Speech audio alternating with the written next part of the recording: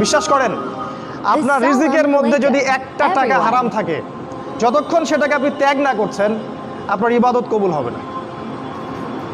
কোনো ক্ষমতা নাই এই হাদিসটাকে উল্টায় দেওয়ার। আল্লাহ পাক বলেছেন, ইন্নাল্লাহা তাইয়্যিব লা ইকবালু ইল্লা তাইয়্যিব। আল্লাহ পাক পবিত্র, তিনি পবিত্র রিজিক ছাড়া কবুল করেন না। তিনজন ব্যক্তির দোয়া কবুল হয়, নবীজি বলেছেন। দোয়া ফেরত দেয়াই হয় না, দোয়া করলেই কবুল। একজন হচ্ছে বাবা যখন সন্তানের জন্য দোয়া করে। 2 নাম্বার, যখন কোনো মুসাফির মানে সফর করছে যারা আল্লাহর পথে বা মুসাফির, তারা যখন আল্লাহর কাছে দোয়া করে, দোয়া কবুল হয়ে যায়। আরেকটা দোয়া হলো মাজলুম, কারো উপর জুলুম করা হয়েছে, এই মাজলুম যখন জালেমের বিরুদ্ধে বদদোয়া করবে, তখন দোয়া কবুল হয়ে যাবে। এই মুসাফিরের দোয়া কবুল হয়। একজন মুসাফির হাত তুলে আল্লাহকে বলছিল, আল্লাহ আমাকে এইটা দাও, আল্লাহ আমাকে ওইটা দাও।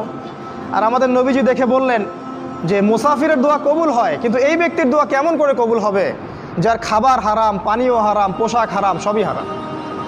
মানে রিজিক হালাল না হওয়া পর্যন্ত ইবাদত কবুল হবে না। তাই যাবতীয় সুদ, যাবতীয় ঘুষ, এই যে হারাম রিজিক, হারাম পণ্যের ব্যবসা, এগুলো